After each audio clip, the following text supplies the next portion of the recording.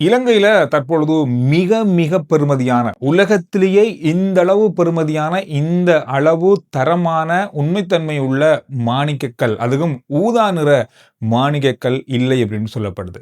இலங்கையில 2023ஆம் ஆண்டு ரத்தினபுரியில் அகழ்வின் போது எடுக்கப்பட்ட இந்த ஊதா நிற மாணிக்கல்கள் தான் உலகத்தின் மிகப்பெரிய மாணிக்க கற்கள்ல ஊதா நிறத்தில் இருக்கிற முதன்மையான கல்லுன்னு சொல்லப்படுது.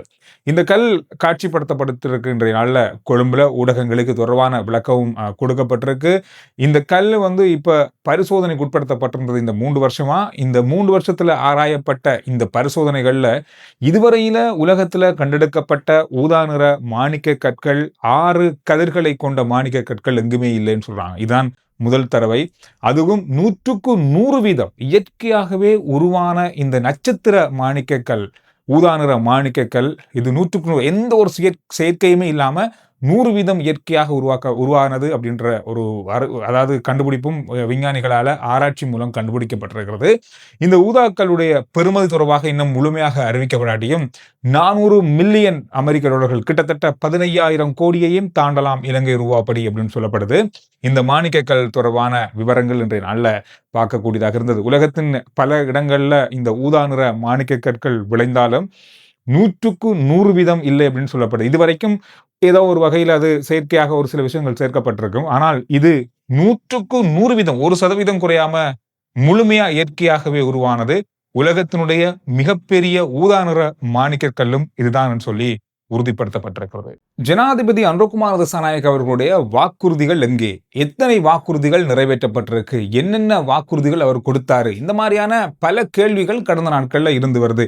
அது சொன்னாங்க, இதை சொன்னாங்க, ஆனா இதுவரைக்கும் நடக்கல. இந்த மாதிரி பல குற்றச்சாட்டுகள், விமர்சனங்கள், யாழ்ப்பாணத்துல ஜனாதிபதியினுடைய விஜயத்தின் போது ஏற்பட்ட சில விஷயங்கள் தொடர்பான விமர்சனங்களோடு சேர்த்து இப்பொழுது பரவலாக இது பேசப்படுது. குறிப்பா 2024ஆம் ஆண்டு ஜனாதிபதி தேர்தலின் போது ஜனாதிபதி அனுரகுமார் திசாநாயக்க அவர்களால் முன்வைக்கப்பட்ட 30 வாக்குறுதிகள், இதுல எத்தனை வாக்குறுதிகள் இதுவரைக்கும் நிறைவேற்றப்பட்டிருக்கிறது, என்னென்ன வாக்குறுதிகள் மக்கள் இது நிறைவேறியிருக்கு அப்படின்னு சொல்லியிருக்காங்க என்ற ஒரு கணக்கெடுப்பை இலங்கையினுடைய ஒரு கணக்கெடுக்கும் இணையதளம் தங்களுடைய தரவுகளில் வெளிக்கொண்டு வந்திருக்காங்க. இது கடந்த காலங்களில் மைத்ரிபால சிறிசேன அவர்கள் ஆட்சியில் இருந்த போது நடந்தது. அதே போல கோட்டாபய ராஜபக்ஷ அவர்களுடைய ஆட்சி காலத்திலும் இந்த இணையதளம் அவர்களுடைய வாக்குறுதிகள் எவ்வளவு சொன்னாங்க, எவ்வளவு நிறைவேற்றப்பட்டது அப்படின்ற கணக்கெடுப்பை கொண்டு வந்திருந்தாங்க. இப்பொழுது ஜனாதிபதி அனுரகுமார் திசாநாயக்கருடைய வாக்குறுதிகள் தொடர்பாகவும் இப்பொழுது கணக்கெடுப்புகள் கொண்டிருக்கு. 30 வாக்குறுதிகளை ஜனாதிபதி அனுரகுமார் திசாநாயக்க தன்னுடைய தேர்தல் பிரச்சாரங்கள்ல வாக்குறுதிகளாக செய்ய போறோம்னு சொல்லி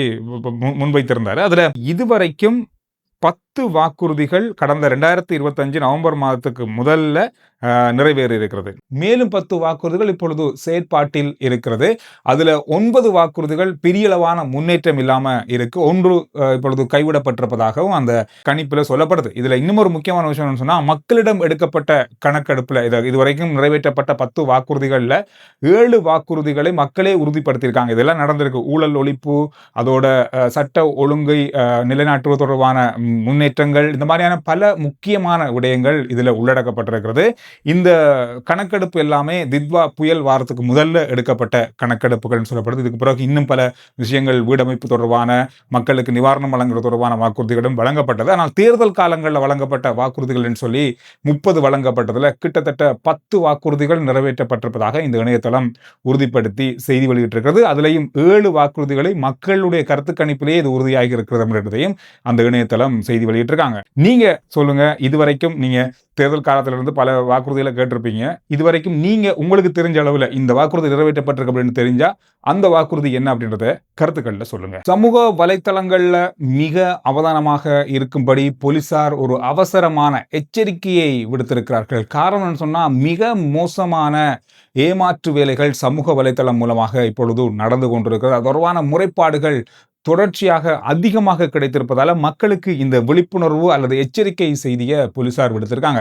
இதில் அவங்க சொல்லியிருக்க விஷயம் சொன்னா, வேலை வாய்ப்பு பெற்றுத்தாரோம், உங்களுக்கு ஒரு பரிசு விழுந்திருக்கிறது, உங்களுக்கு எதிரான ஒரு குற்றச்சாட்டு முன்வைக்கப்பட்டிருக்கு, இந்த மாதிரியான விடயங்களோடு உங்களை நாடி ஒரு இணையதளத்தின் மூலமாக அல்லது வங்கி மூலமாக அல்லது ஒரு தொலைத்தொடர்பு நிறுவனத்தின் ஊழியர் ஒருவர் பேசுறாரு, இந்த மாதிரி ஒரு முக்கியமான உங்களை எப்படியெல்லாம் ஏமாற்ற முடியுமோ, எப்படியெல்லாம் உங்கள்கிட்ட இருந்து பணத்தை பெற்றுக்கொள்ள முடியும் முடியுமோ அந்த மாதிரி மக்களை ஏமாற்றும் கும்பல் ஒன்று இப்பொழுது மிக தீவிரமாக சமூக வலைத்தளம் மூலமாக மக்களை மோசடிக்குள் தள்ளி இருப்பதாக உறுதிப்படுத்தப்பட்டிருக்கு. எனவே மிக அவதானமாக இருங்க. யாராவது உங்களுக்கு வேலை எடுத்து தாரன், உங்களுக்கு ஒரு பரிசு வந்திருக்கு, இவ்வளவு பணம் போடுங்க, ஒரு லிங்க் அனுப்புகிறோம், அதில் இதை கிளிக் பண்ணிட்டு அந்த கோட் நம்பரை இங்கே தாங்க, இந்த மாதிரியான விஷயங்களை உறுதிப்படுத்தப்படாத தெரியாத நபர்கள் யாருக்கும் கொடுக்க வேண்டாம் அப்படின்றத போலீசார் சொல்லியிருக்காங்க. இதோடு மட்டும் இல்லாமல் அண்மை நாட்களாக இந்த மாதிரியான பல மோசடி திட்டங்கள் நிறைவேறி இருக்கிறது. பலர் லட்சக்கணக்கான பணத்தை இழந்திருப்பதாக உறுதிப்படுத்தப்பட்டிருக்கு. எனவே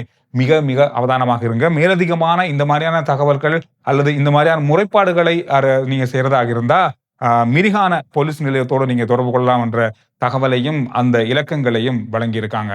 பஹலியகொடையில இன்று ஒரு சம்பவம் நடந்திருக்கிறது. 2 குழுக்களுக்கு இடையில ஒரு முருகல் ஏற்பட்டிருக்கு. ஒரு புறா காரணமாக, அதாவது புறாக்களை கையாளுவது தொடர்பான முருகன் நிலை என்று சொல்லப்படுது. ஆரம்ப கட்ட விசாரணையில முருகல் கொஞ்சம் மோசமான தாக்குதலுக்கு உள்ளாகி ஒருவர் கூறிய ஆயுதத்தால் தாக்கப்பட்டு உயிரிழந்திருக்காரு.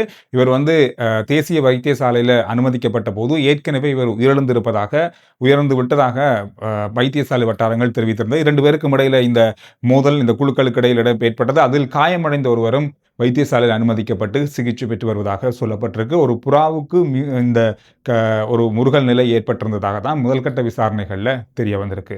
போலீஸ் பிரிவுக்கு சிவில் பாதுகாப்பு உத்தியோகஸ்தரிடமிருந்து 10,000 பேரை போலீஸ் பிரிவுக்கு இணைக்கிறதுக்கான ஒரு கோரிக்கை முன்வைக்கப்பட்டிருக்கு. ஏற்கனவே இதுல 1000 பேர் இணைஞ்சிட்டாங்க. காரணம் என்ன சொன்னா, போலீஸ் பிரிவுக்கு 30,000 வெற்றிடங்கள் இருக்கிறது.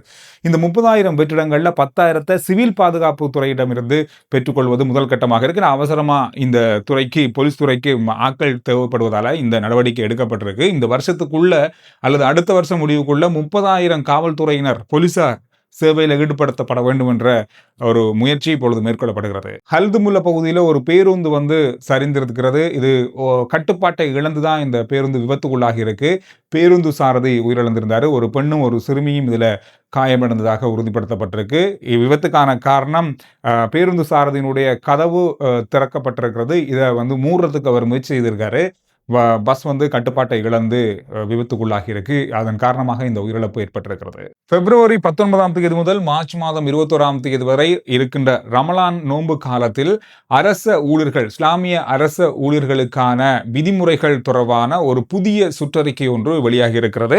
பொது நிர்வாக மாகாண சபை மற்றும் உள்ளூராட்சி சபை செயலாளர் இந்த சுற்றறிக்கையை வெளியிட்டிருக்காரு. இதுல சொல்லப்பட்டிருக்கிற முக்கியமான விஷயம், இந்த ரமலான் காலத்துல அரச ஊழியர்கள் மத வழிபாடுகளில் ஈடுபடுறதற்காக அவர்களுக்கு ஒரு நாள்ல 4 தடவைகள் நேரங்கள் இருக்கிறது. அந்த நேரங்களை அவர்களுக்கு வழங்குறதுக்கான சுற்றறிக்கையாக இது இருக்கு. அது மட்டும் இல்லாம இந்த ரமலான் நடக்கிறதுக்கு, அதாவது பண்டிகை வர்றதுக்கு 14 நாட்களுக்கு முதல்ல அவர்களுக்கான முற்கொடுப்பனவு வழங்கப்படும், பண்டிகை கால முற்கொடுப்பனவு வழங்கப்பட வேண்டும் என்றும் இந்த சுற்றறிக்கையில சொல்லப்பட்டிருக்கு. பொதுவா இலங்கையில கொழும்பு, தெற்கு இந்த பிரதேசங்கள்ல தான் அதிகமான போதைப் பொருள் தொடர்பான சந்தேகங்கள், அங்கதான் கைது நடவடிக்கைகள் நடைபெறும், அங்கதான் போதைப் பொருட்கள் கைப்பற்றப்படும். ஆனால் இப்பொழுது அண்மை காலமா கண்டி மிகப்பெரிய அளவான போதைப் பொருள் விற்பனையிலும் பாவனையிலும் அதிகரித்து வருகின்ற ஒரு நகரமாக மாறி இருப்பதாக கண்டுபிடிக்கப்பட்டிருக்கிறது. கிட்டத்தட்ட கடந்த காலங்களை விட 5 மடங்கு அதிகரித்திருப்பதாக சொல்லப்பட்டிருக்கு.